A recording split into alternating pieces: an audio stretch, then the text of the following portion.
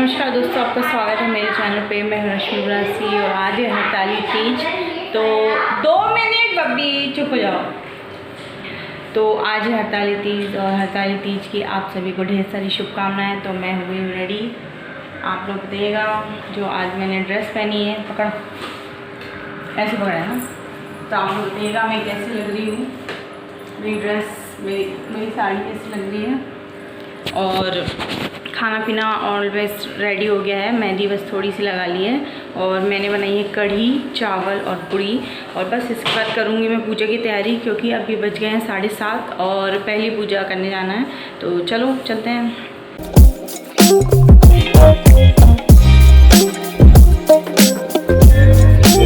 तो कोई भी त्यौहार हो और घर में पूड़ी ना बने ऐसा होता नहीं है। तो यहाँ पे मैंने कढ़ी के साथ पूड़ी बना ली है। अच्छा होता है त्यौहार में ऐसा पकवान थोड़ा सा बनाना। और यहाँ थाली लग गई है, दूध दही पंचामृत जल है, हल्दी कुमकुम मेहंदी। और यहाँ पे हम आ गए हैं पूजा करने के लिए। तो काफ़ी मतलब भीड़ है।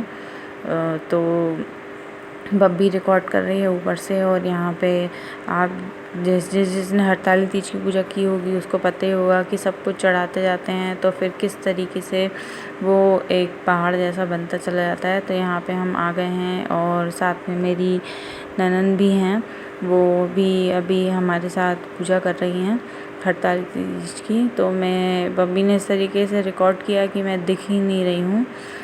तो अब देखिए आप, हम लोग यही सब श्रृंगार है, नारियल है, फूल है, हर तरीके की पत्तियां हैं, फल हैं।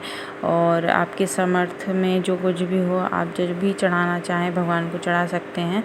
भगवान कुछ भी आपसे मांगते नहीं हैं, आपकी जो भी इच्छा हो आप अपनी इच्छा के अनुसार उन्हें चढ़ा सकते हैं। और शंकर भगवान की पूजा में तो सबसे कम चीज़ें चढ़ती हैं, वो चीज़ें जो कोई भी नहीं अपने ऊपर लेता है, वही सब चीज़ें चढ़ती हैं। तो यहाँ पे जैसे कि हर तरीके की पत्तियाँ हैं, फूल है, धतूरा है, आंकड़ा है, यही सब चीज़ें चढ़ती है। तो बस हम लोग लेके बैठे हैं और यहाँ पे पूजा की तैयारी चल रही है। पूजा करेंगे, पहली पूजा होती है जो थोड़ी बड़ी होती है और उसके बाद छोटी छोटी होती है। तो इस तरीके से पूरी 5 पूजा की जाती है। और 5 पूजा करने के बाद जो शंकर भगवान होते हैं उनको विसर्जित किया जाता है।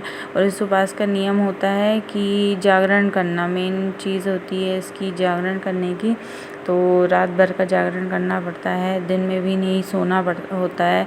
और पानी और खाना सब त्याग देना पड़ता है। जब सुबह विसर्जन हो जाएगा उसके बाद ही हम पानी पी सकते हैं।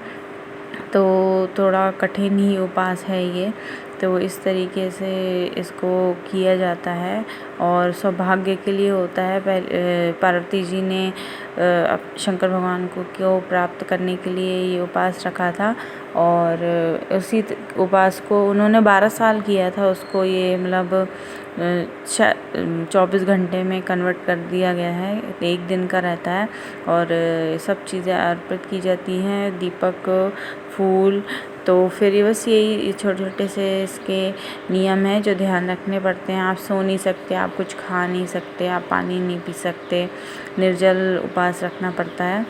तो जो लेडीज़ करती होंगी वो उनको पता ही होगा। और जैसे कि कुंवारी कन्याएं भी रह सकती हैं, अगर उन्हें रहना है तो कुंवारी कन्याएं भी रहती हैं। और उसके बाद आप शादी के बाद अपने पति की लंबी उम्र के लिए, अच्छे सौभाग्य के लिए, उनकी अच्छी कामना के लिए भी ये उपवास आगे रहते हैं। और इसकी पूजा घर में भी कर सकते हैं, लेकिन अगर आप घर में रखते हैं तो आपको हर साल रखनी पड़ती है। और ऐसे भी जगह जगह आपको मंदिरों में, सबके घरों में मिल जाएगा पूजा करने के लिए। तो हम घर पे नहीं रखते हैं, हम ये मंदिर में आए हैं पूजा करने के लिए। तो आप लोग ने देखा ही है कि हम लोग पूजा कर रहे हैं, और जो करते होंगे उनको पता ही है कि किस तरीके से पूजा की जाती है। और यहाँ हर पूजा के बाद आरती की जाती है शंकर भगवान की। तो वही आरती हो रही है, ये पहली पूजा के बाद की आरती है।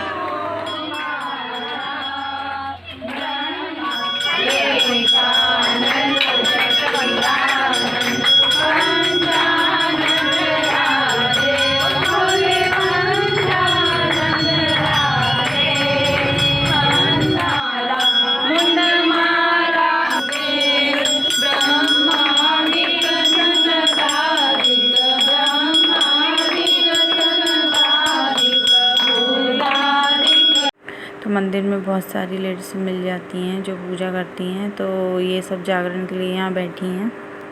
तो एक पूजा हमारी हो चुकी है और अब हम आ गए घर, क्योंकि बहुत ज़्यादा वहाँ पे बहुत ज़्यादा भीड़ थी ना, इसलिए। तो एक पूजा करके हम वापस आ गए हैं। अब इसके बाद 4 पूजा और हैं, टोटल 5 पूजा होती हैं। आपने 1 साल पहले भी मैंने एक तीज का वीडियो डाला था जो आपने देखा होगा शायद।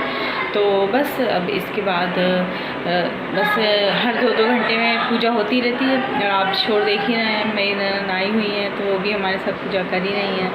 तो बस इसी तरीके से आप सब किस तरीके से पूजा कर रहे हैं ये भी कमेंट सेक्शन में ज़रूर बताइएगा। तो यहाँ पे मैंने माहौल लगा लिया है। कोई भी पूजा हो तो माहौल लगाना शुभ माना जाता है, और ये तो सौभाग्य मतलब सुहाग की निशानी मानी जाती है, और आज सुहाग का ही व्रत है। तो बस यहाँ पे दूसरी पूजा हमारी चालू हो गई है, और देखिए कितना पहाड़ रेडी हो गया है।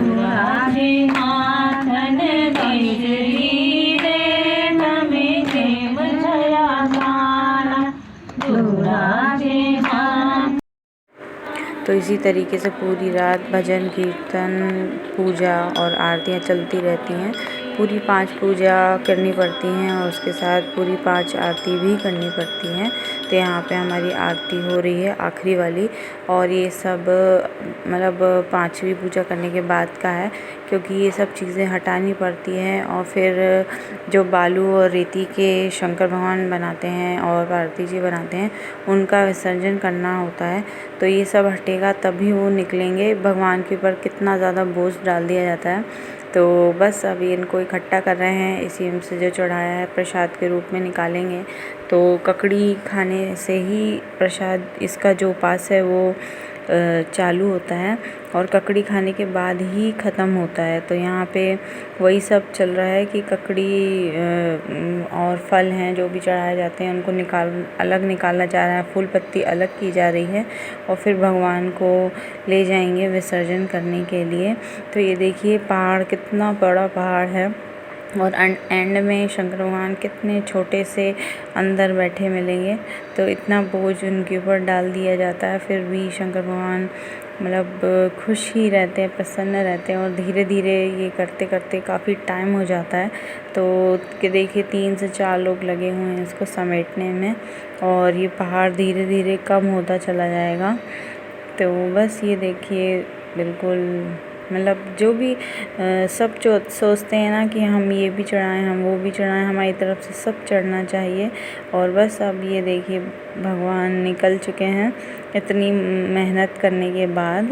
तो आप भी दर्शन कर लीजिए भोलेनाथ और पार्वती जी का।